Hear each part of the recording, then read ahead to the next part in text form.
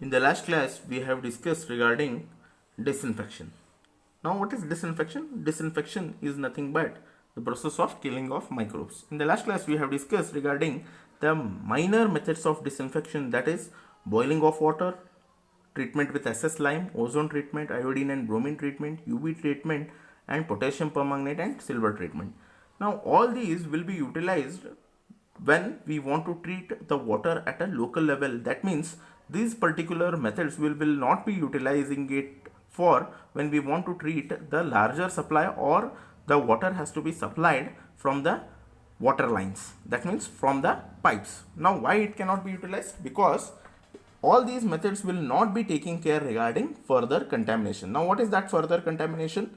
When we want to treat, we have treated the water here at the source.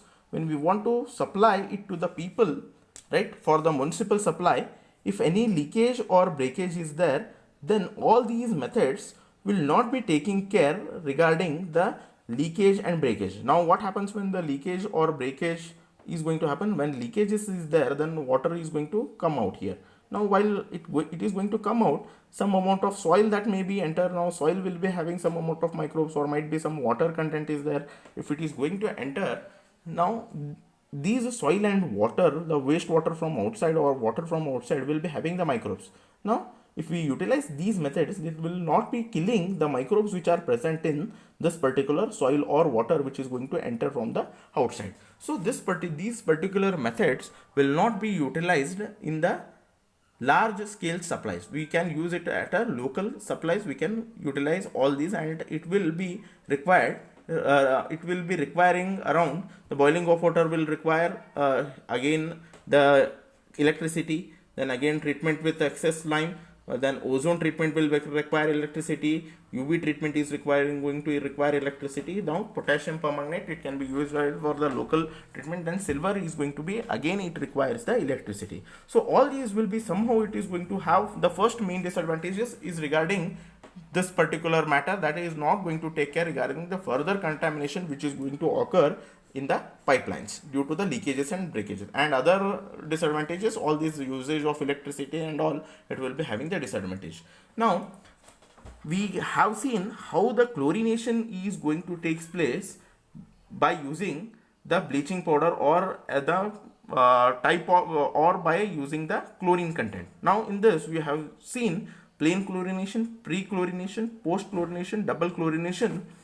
This particular, in order to understand today's class, this particular breakpoint chlorination is very, very important. In that, we have discussed regarding residual chlorine, then chlorine demand we have discussed. So, this particular thing is very, very important in order to understand today's class. That is, we are going to talk in detail regarding bleaching powder. We are going to talk in detail, and if possible, we will be taking some problems on that. In order to understand this, all these the problems, we needed to understand this particular breakpoint chlorination is very, very important aspect. After that, we have discussed what is superchlorination and what is dechlorination. Now, today we will see what is bleaching powder, why it will be normally utilized in the large water supply disinfection, or when we want to supply the water for a disinfectioning process, we will be normally utilizing this bleaching powder as an chlorination, in a chlorination process. Now, why we are going to utilize bleaching powder? First of all comes the cost. The bleaching powder is available at a low cost than the other types of method, right? We don't require any electricity for this particular method. Hardly we require some small amount for mixing of bleaching powder with the water. For that purpose, we may require. Okay, so the bleaching powder is having the chemical formula CaOCl2. Okay, that means it is a combination of lime and chlorine. Here CaO stands for lime, and chlorine Cl2, it stands for chlorine. Okay, so it is a combination of lime and chlorine. Now, normally bleaching powder will be having slightly whitish yellow color. Whitish color is due to the presence of lime, and yellowish color is due to the presence of the chlorine. So, it is having slightly whitish yellow color. Now, here in this particular bleaching powder, this chlorine content is very, very important. Now, why this chlorine content is very, very important? But why is this chlorine itself is going to kill the microbes. Okay, so when we are going to have this particular disinfection process by using bleaching powder, we should very much worried about this percentage available or the percentage chlorine present in the bleaching powder. Now, how much should be the percentage available chlorine should be there in the bleaching powder? It should be there up to when it is going to be freshly prepared. The chlorine available is 30 to 33%. Now, this chlorine is very reactive with the atmosphere.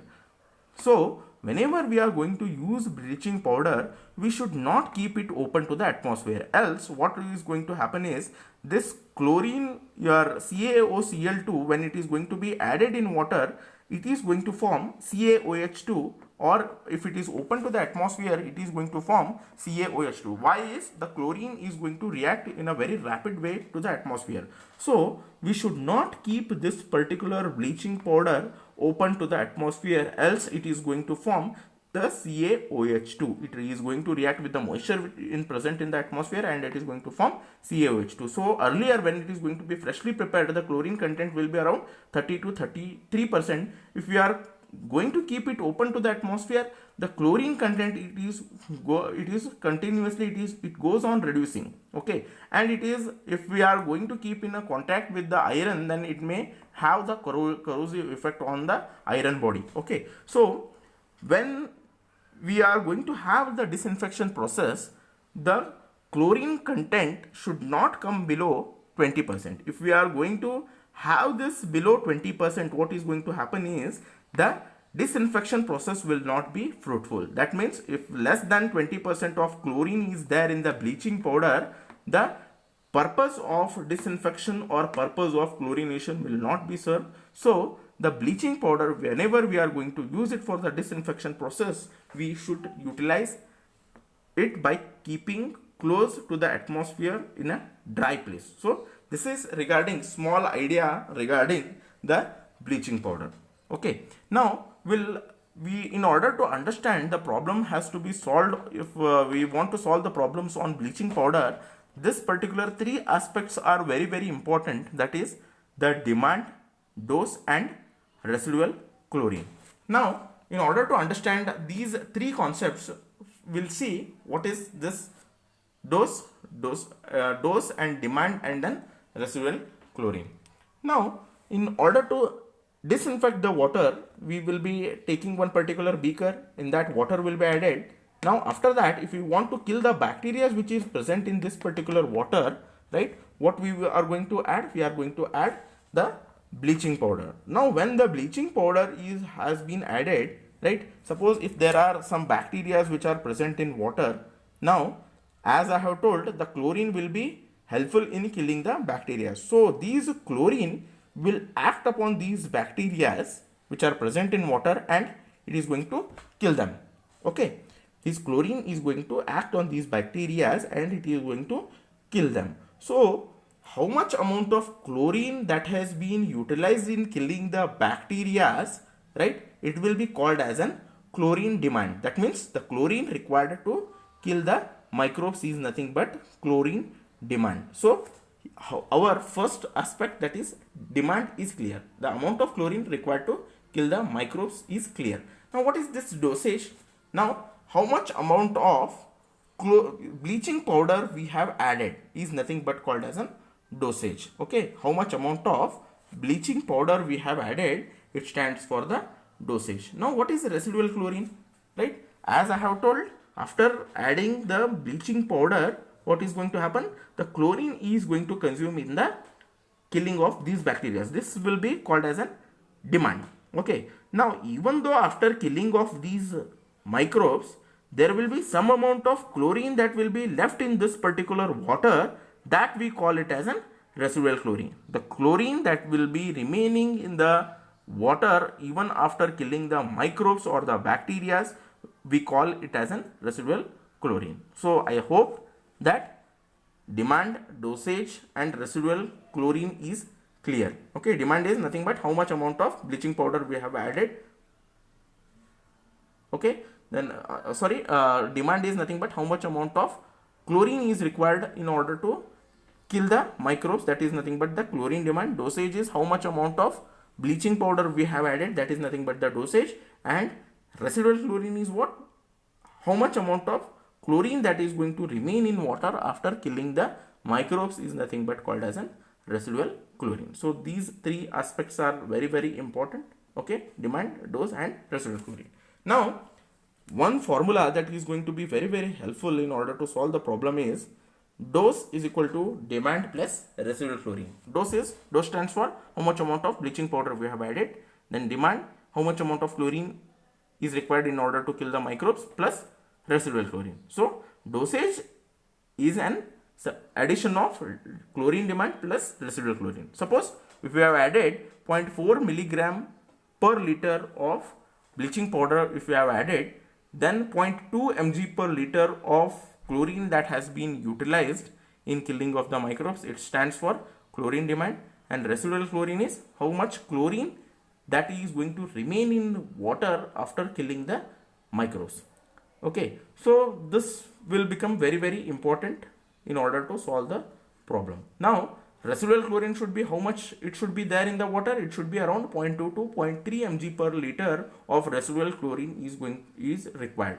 Now, residual chlorine, why we are going to use this chlorine bleaching powder itself for chlorination purpose? Due to this residual chlorine. This residual chlorine is taking care regarding the further contamination. That means when water is going to be flowed through the conveyance or pipelines, if any leakages or breakages is there, even though the waste water or say some dirty water or some soil is going to enter into these particular pipeline, now the residual chlorine, that means chlorine that is left out even after killing the microbes at the source, some amount of chlorine is there in this particular conveyance line.